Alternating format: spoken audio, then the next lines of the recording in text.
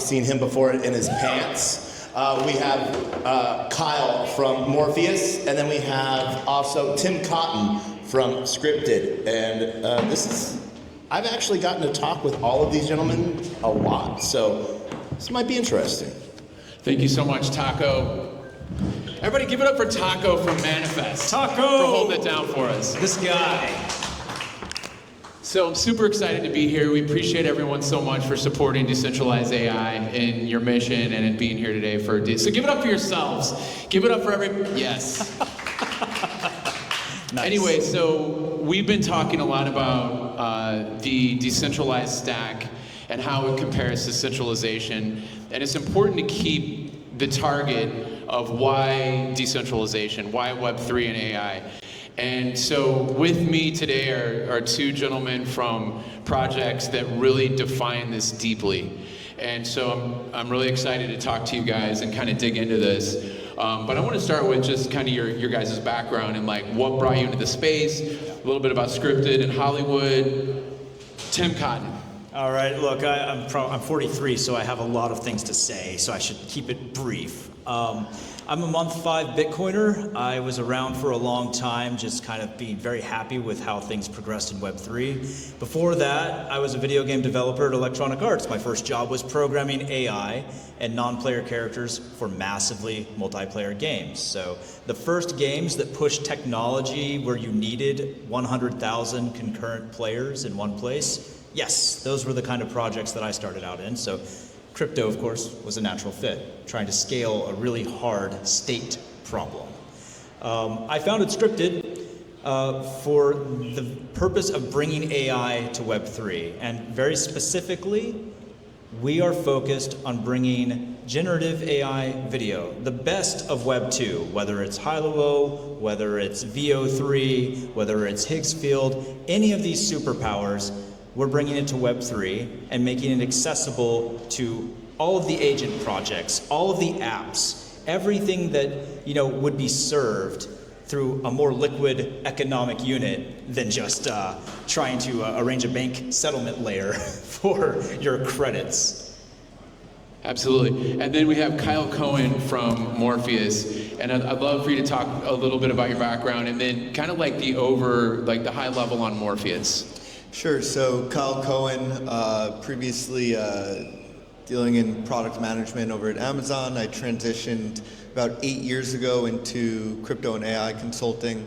Now doing work at Morpheus on product development, specifically on the Morpheus compute ecosystem and the overall strategy and architecture. Really came over to AI and decentralized AI and crypto by seeing the rails that crypto allows for and really the connection that between crypto and AI that are better together. And really Morpheus kind of brings that to life through the decentralized marketplace. And Decentralized Marketplace was launched within Morpheus back in November on more of a trial or a test basis.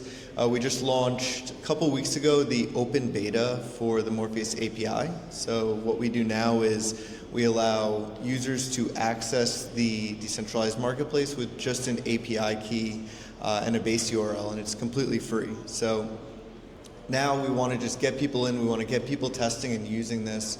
And later, we're going to implement the payment rails that use Morpheus token for sustainable access. So you own Morpheus token, you get a daily allocation of compute credits that you can use in the system.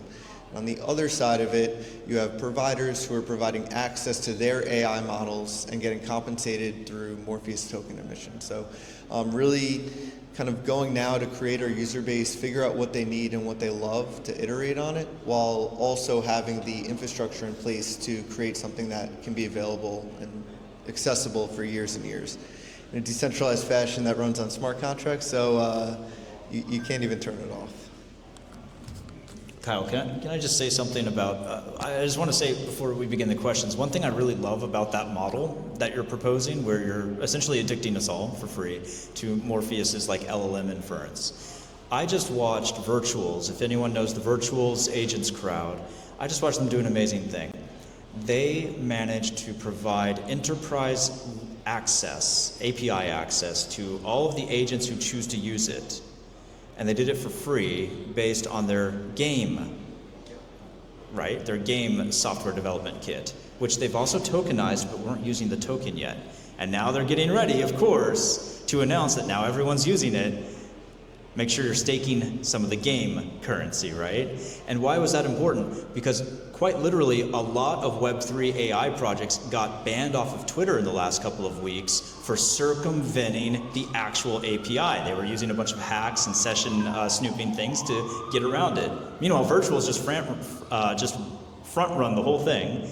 And now I see the same kind of potential in what you're doing with Morpheus with the LLM inference. Sorry about that, Doug. I was no so problem at impressed all. by that. No, and that leads us into really the core of the conversation, which is we're talking about AI agents. We're talking about, I mean, this is a revolution. This is the next iteration of AI as it relates to the user. And so underneath that, obviously, is a massive stack that is required to power this. So I want to dig into, first of all, what is required to make an AI agent function optimally, and why decentralization, and why you guys how your projects are facing this. So I guess question number one is what do AI agents need? I love it. It's the topic. Now, wait, Kyle, do you want to start? Sure. Okay. Thank you. So when we think about what AI agents need, I like to separate it into three categories. One being something to run it, right? You need the basic code of the agent and some sort of VM or compute for the agent to run. You need the intelligence, which is the LLM, the ability for it to reach out to AI, to transact, and to run their prompts and get the responses. And then the third is the transaction layer. We just heard about Wire and everything that comes into play there with agents being able to interact with one another, being able to interact across chain, and the associated interoperability. So I think really when you separate, it's three core needs for an agent to work, and then the users. And then the users. What happens when the agents become the users? That's the goal, right? Because right now, I mean, like, it's no secret that agents are essentially just apps, very clever Python scripts or type scripts that like modules that are just calling large language models with prompt engineering, looping back on their tasks and making some decisions and storing it somewhere. Their agents are in their infancy of complexity, and I've had this discussion with a lot of people because most people starting to build agents don't look at previous work from the 1980s, the 1990s, anything from like the disciple system or other inference, like before deep learning, when we still called inference something else. All of these cool methods of action to reaction, and then what do you do with it? And how do you pay for it? And when I think about agents as apps, I'm like, oh, I don't want anyone using my agent to think about Web3 at all. I really don't. Hollywood's a good example of this, right? So like Aisha talked about Hollywood in one of the previous panels, and we provided the technology for it. Hollywood agent is quite literally, you just go on X, you just tag her into a conversation that you're having and tell her what you want to make a movie about. And if you want to mock someone and make up a meme video, go for it. She'll do it for free for you, and she'll give you 5 seconds of video. It's pretty classy, actually, and it's actually really fun when I see some of the people doing it to Elon. But in the background, she is Web3 dependent. How does that happen? We abstract all of that away from the users on X. They never even see that component. But if they want to dig deep, if they want to buy her token, if they want to like unlock certain functionality, they can. So there's a user layer for Web3. And then I think there's a deeper part, and this is where kind of things like Morpheus, where Wire make more sense. When you think about traditional monetization, when you think about the way you pay for services, especially when you're doing something like free video generation, which is expensive, you want to pass the costs on to the customer as best you can, but you also want to be very efficient about how you're paying for things on the back end. You don't always want to be using the same provider. Not every single thing needs Google's VO3. You don't need to pay 75 cents per second of video for something, right? You don't. You could probably pay 5 cents for certain parts that you can go and put off in this area over here. And hey, it turns out maybe those models are best hosted on Render, and maybe Aether has some more, and Spheron has some more, and they have decentralized payment rails. Oh, how convenient. Now we can actually make it so you can talk to the agents and have them just pass on all of this money through Web3. Now that's useful to me.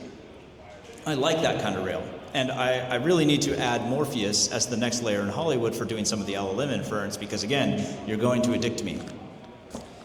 Yeah, I think it's a great point, and different models are great for different things, and different providers are great for different things. And a lot of times right now we think, I'm just going to use the best model because that's the best, and I don't really know any better. And that's really not how this is going to play out in the long term, especially when you have agents spinning up, I mentioned before, spinning up at runtime, doing a task, and then closing down. And they just need to do a categorization of something. You don't need to pay that massive amount of cost for it.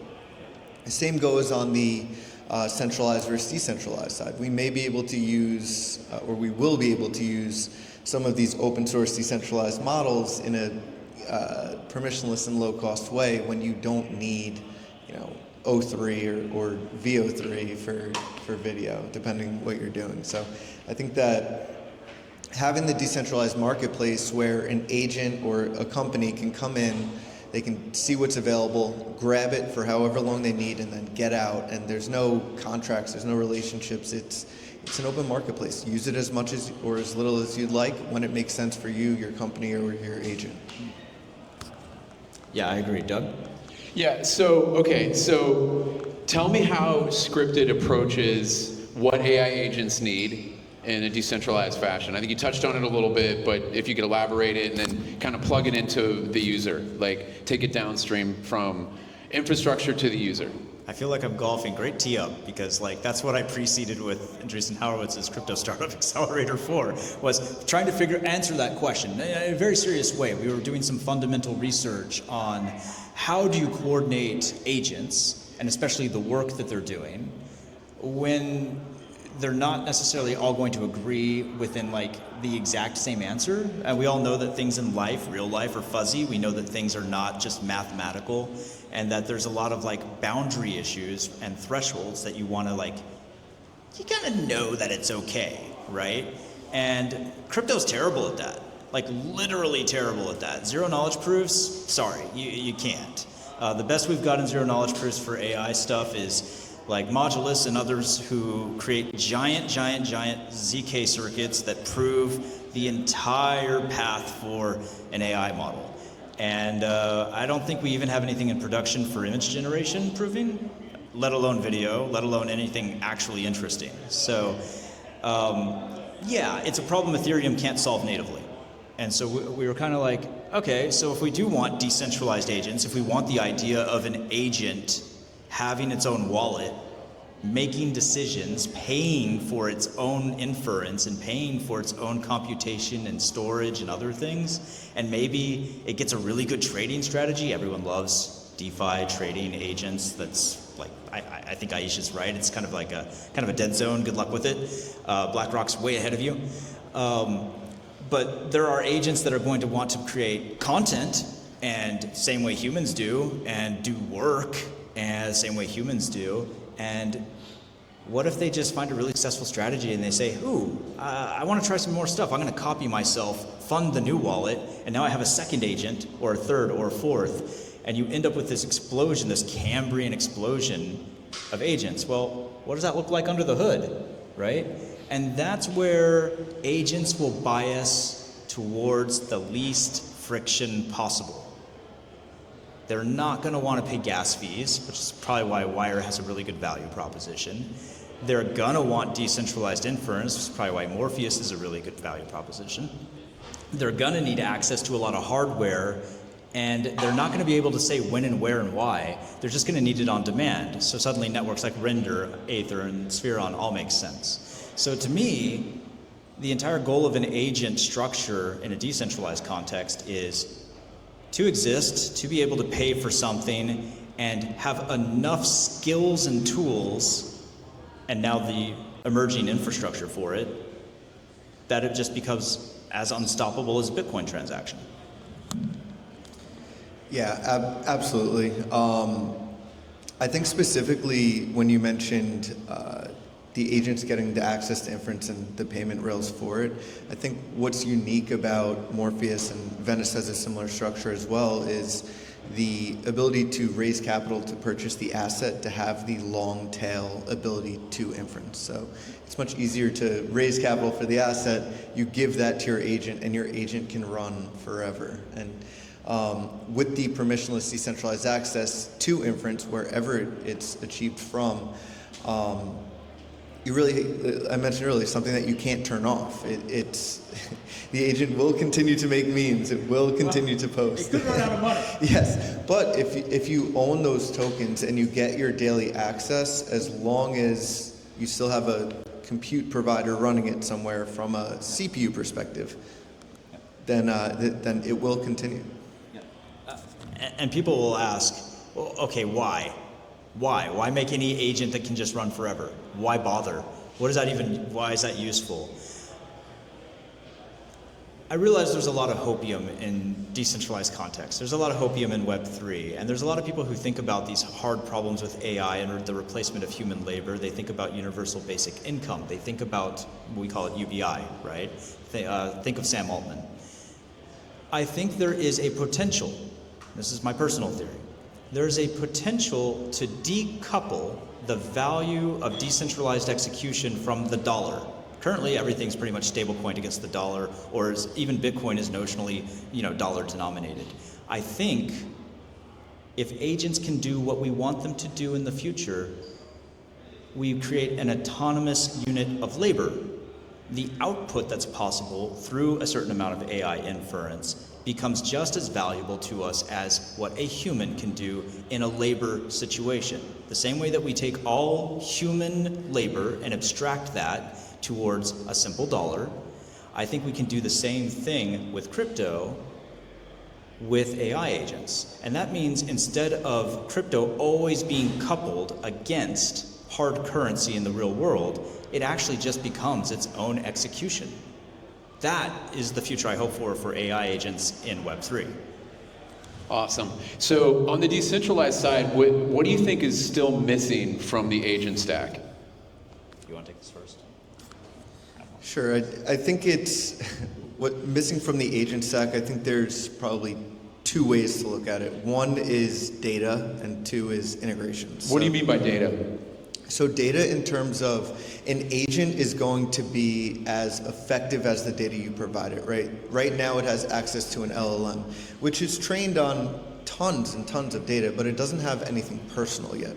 So I think that once you start to bring in the RAG, bring in the context of your specific application, you can really personalize it closer to what you're doing. And yes, that's possible now, but it's not utilized in the same methods that it needs. The overall data sets just aren't there yet. And I think that's where integrations come into play, right? If we're able to reach out and get data streams from other places, private data, maybe data that we aren't even allowed to see ourselves, but our agent can through the execution environment, I think that expands what they can do. And the cool part is that we all admit we don't know what agents are going to be able to do. So we just need to create the framework so that they can function, they can grow, they can scale, and it can be done in a way that we and the agents can afford it. I mean, I think that's great. I really do. And I feel like, in comparison, my answer is going to sound extremely trite, trivial even. And it's, I just want an agent to be able to do something useful for me. And most agents, I'd say 99.99% of them that are currently released and on the market right now, are not actually something that I can use. It's not something that's going to massively improve my life. The hilarity of it is, of course, is that in order to really interface with me, I just need an AI agent that can use an iPhone like a person, like straight through the layer, not emulated, like use the hardware. That'd be great, but we don't have that. Now, to take it away from the triteness and to somewhere real, I guess what I really mean is AI agents should be able to create value rather than be maximal extractors of value, right? The current use cases that I hear pitches for all the time are, I'm gonna totally close a market arbitrage opportunity with AI agents. I'm gonna make prediction markets better. I'm gonna do this and this and this, and all it's going to do is extract value from the system. What I want is enough autonomous agent activity, and this does not exist yet in a real way, that is valuable both to humans and other agents, such that the total amount of fees on Ethereum and every other network actually go up, or the actual transactional value of what Wire is doing goes up, instead of just ripping apart network after network and then leaving them, which we've seen with Solana, we've seen it bounce back and forth with Ethereum on Base, and we've seen it go back and forth like a ping pong ball between like the ELIZA OS ecosystem and virtuals, right? It's just back and forth. I think there's a real possibility that if we approach it from an app and creator perspective, that we actually create useful agents, and those agents suddenly need things that you guys are working on. That's valuable to me. Awesome. Okay, one last question. We have to wrap up. So if you can unlock any level of capability across the agentic space in decentralization, what would it be? Can you say that one more time? If I could unlock. So if you could unlock, if you could unlock any capability like within the agentic space, specifically in Web3, what would it be? Like, what would it solve, or what would it unlock? I think that a lot of the base capabilities are there. I think it's the utilization for them, right? I think that when we talk about MCP, what was released from Anthropic, I think you really then expose the ability to communicate. And I think communication is what's not happening yet. And once you have communication, once you have data, then you can get closer to the intent that you were talking about. It's not just what agents can do, it's how do agents know what you want to do and then do it. And I think that that's what really brings this to the next level. And you start to see this a little bit within ChatGPT's solutions that they've come out with. We need to expose that more on the open source side and develop agents that can do that at scale. I'm just going to go for a practical example. We're integrating our video creation system into Coinbase's new wallet. For those of you who I hope you all know that Coinbase is releasing a new social first wallet. It's actually really cool. If you can get into the beta, get into the beta. It's awesome. Totally shilling Coinbase now. Anyway, as we do this, one of the primary requests is, hey, we have to broadcast these requests, as a transaction, and we need a place to pin the prompts or the other things that we're doing. Can we make this anonymous and private, please? And can you make sure that the delivery is private? And the answer is yes, but it requires several kind of emerging pieces of crypto technology that have barely been used by anyone. A16Z Research wrote a great paper about this. If you want to talk about it, come see me after. So we're using one of their primitives, along with a couple of things that we know of. Zero knowledge for this is not an appropriate use case. Just going to tell you that now. So if anyone's like, oh, just use ZK-TLS or just use ZK, I'll be like, no, that's not going to work. But I think a future where we can offload work to an agent and they can guarantee a private channel for us and still utilize decentralized resources, that's a golden ticket for me, especially since I can just pass their payments directly through it. So we're actually building the payment decomposition and pass through to you guys and others through Eigenlayer right now. So I'm working with their team. Awesome. Thank you guys so much. Kyle Cohen from Morpheus, Tim Cotton, Scripted in Hollywood. Yep. Thank you.